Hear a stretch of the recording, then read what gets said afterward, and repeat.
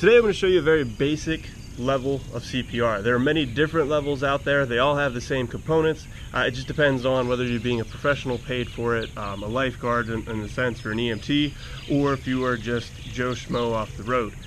Today I'm going to show you the Joe Schmo version. It pretty much applies to everything. It'll get you where you want or to be able to keep someone alive, but there are more specific details the more in-depth that you get into the training.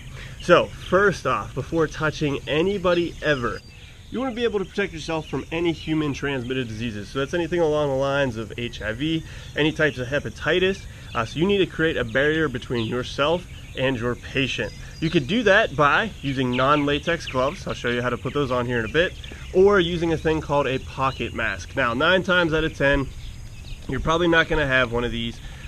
They come in a case. Show you here real quick. Pops right open.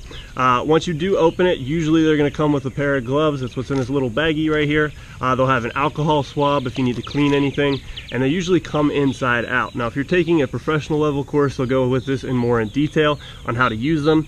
They pop out just like so. There's a one-way valve with them, so if the person you're working on does throw up, it doesn't get into you, and it just pops onto the end of the valve like this. The point, it should say on it as well, it'll say nose, so the point is going to go on the person's nose, and then the bottom part goes just above their chin there. The gloves, on the other hand, they're pretty simple to put on. Make sure they're non-latex because people do have allergies out there. Just make sure that if you do get blood on them, that you are not going to get that blood on yourself when you remove them. So, putting them on, fairly simple, right? Slide them on your hands. If you do, let's say that you are working on the patient, you have like blood or mucus or anything along those lines, and you don't want it to get on you. So what you're going to do is grab the heel of your hand with 2 or 3 fingers, okay? Take one glove and remove it till it's about halfway off. That way you can still use the fingers on the inside of it. Do the same thing with the other glove. Turn it inside out, pull it so it's about halfway off, remove it completely. Once that's removed completely, you can take the other one, fold it on top of the other top, and it comes in a nice little package here. It's just like both gloves are inside out rather, and you can throw them away. Like I said, very basic form of CPR. You might not have gloves or pocket masks available to you. If you go to a local drugstore, they'll usually have face shields. It's a little keychain type like bag. It's pretty much just a plastic bag that you can put over the person's face. So if that's something that you would like to be prepared for, that you can go out and buy, they're fairly cheap, please by all means do so. But getting back to the patient at hand, the first thing that we need to make sure is that the scene is safe. Now here today, you can see it's a very sunny day. There's not much around me. I have this blanket that I'm laying on in the grass here.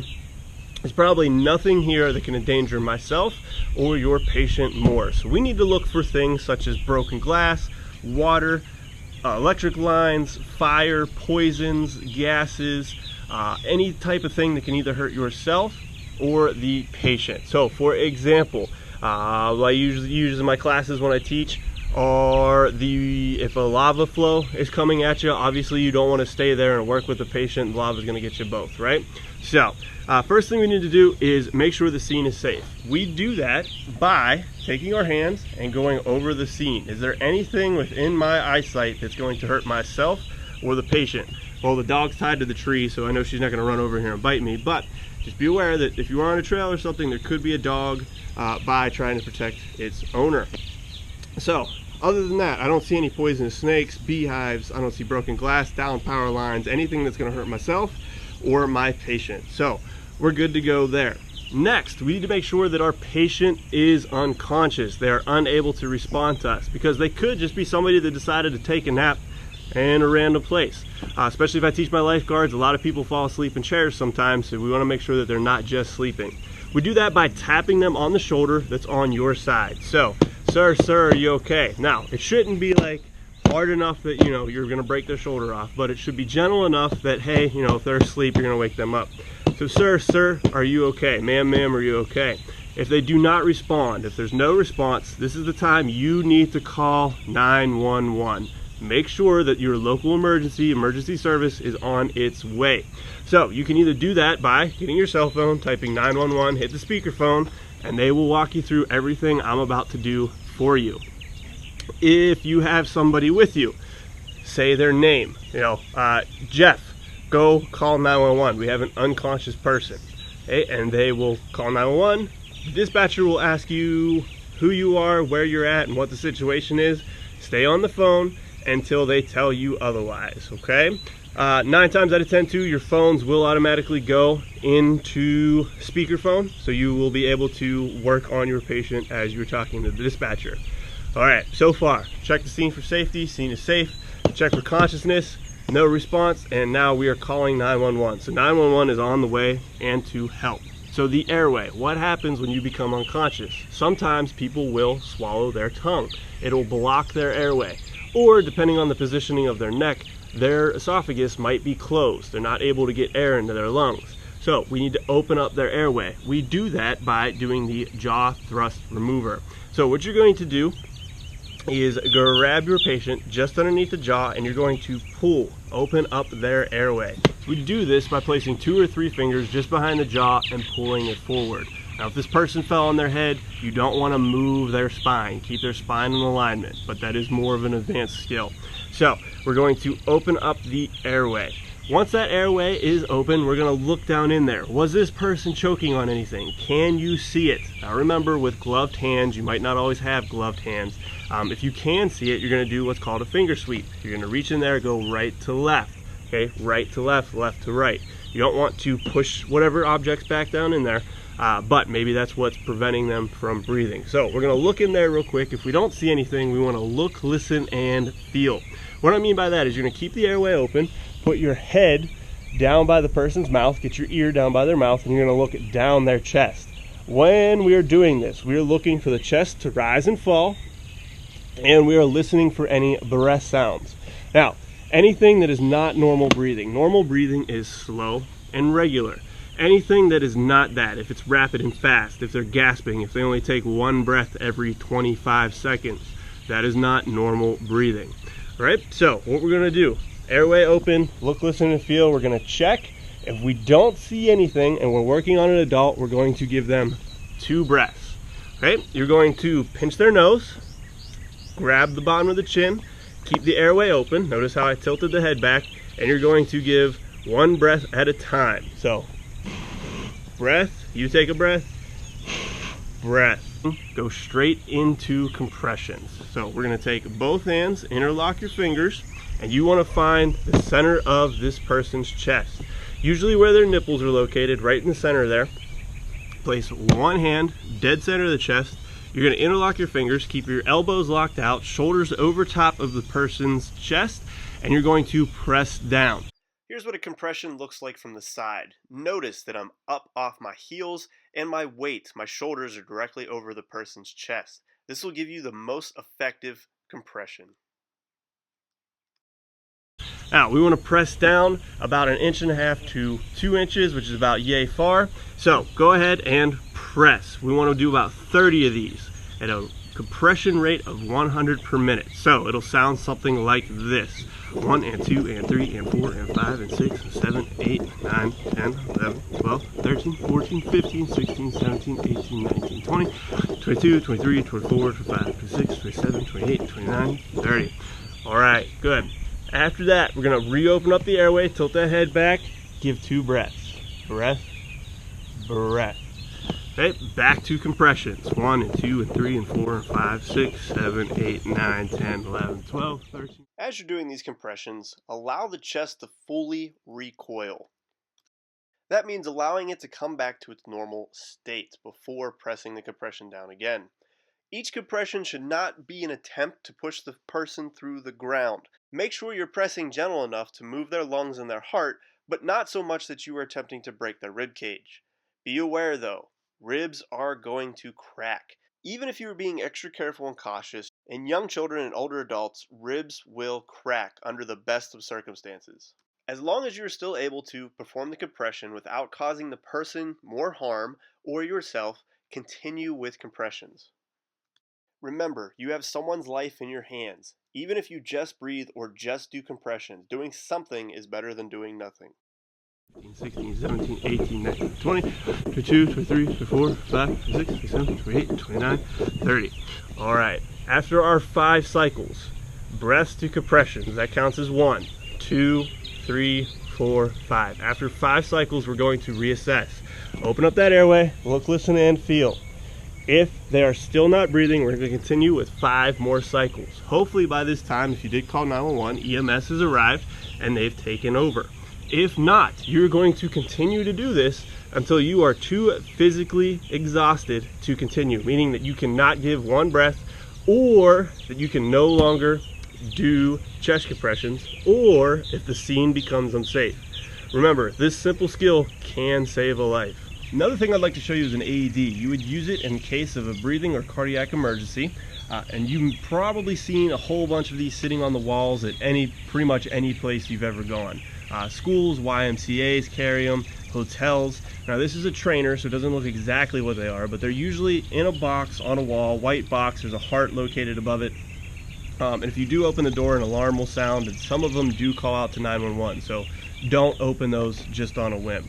Now again, this one's a trainer. It's not going to shock my patient here, but it's a nice, useful tool, and you should at least be able to identify and what to do with them. Now the AED stands for Automated External Device. They are idiot proof. Not calling you an idiot, but pretty much all you have to do is turn them on and they will walk you through the directions. Now some of them, depending on what area you live in, they have 2 separate sized pads. I'll bring it in here. They have one for infants and they have one for adults. And you can even see the pictures on the pads show you where the pads go. Okay. So first thing to do is always turn on the AED. I'm not going to turn this one on because it'll talk over me, but I'll give you a demonstration here shortly on how it works. So you want to turn it on. It'll say apply pads, plug in pads connector. All right, so the pads, if you're a texter, if you incorrectly spell your, U-R, upper right, lower left. Now, that's the patient's upper right and lower left, not yours. So if I'm facing the person this way, I don't want to put it on this side of them because that's their left side. Okay, so upper right, lower left. Take the pads off, place them where it says to, plug it in, and the AED will walk you through everything. Some of them will even teach you or tell you how to do CPR. Now, they will correct a heart rhythm. They will not restart. So if you go and shock somebody, they're not going to fly up off the ground like you see in TV. What they will do is they're just going to correct an abnormal heart rhythm. So if their heart isn't beating correctly, it's going to correctly put it back to its normal heart rhythm, its normal heart sinus. With the AED, okay, some important things to remember is, one, you want to check the scene, make sure it's safe before touching the patient. The second is make sure that the patient is dry, so you don't want them laying in a puddle or in a pool or anything. Third, they have to have a bare chest. So you can respect them, you can lift up their shirt and stick the pads on underneath their shirt, but you do have to have the pads directly on the chest. Now a couple things with that. They might have a very hairy chest, okay? They might be wearing a sweater. So what you could do is, most AEDs, they usually have like a razor in the packet, or they come with 2 sets of pads. If you've ever seen waxing, right? What you would do is take the first set of pads, stick them on, rip them off, take the second set, stick them on. Probably not the most comfortable, but if it's between life and death, I don't think they're gonna mind if they have 2 patches of hair missing. Okay, so let me go ahead and demonstrate this for you real quick. Make sure the volume's up and it's on English. Okay, here we go. So first thing you want to do is turn it on. This is a training device only. No shock will be delivered.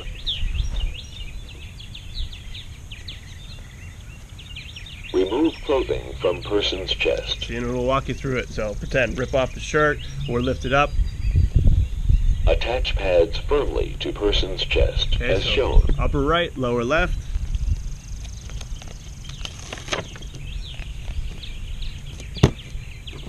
Plug in connector. Right, the pads are Check attached. connector and pads. And we're going to go ahead and plug in the connector here. And it'll tell me, check connector, check connector.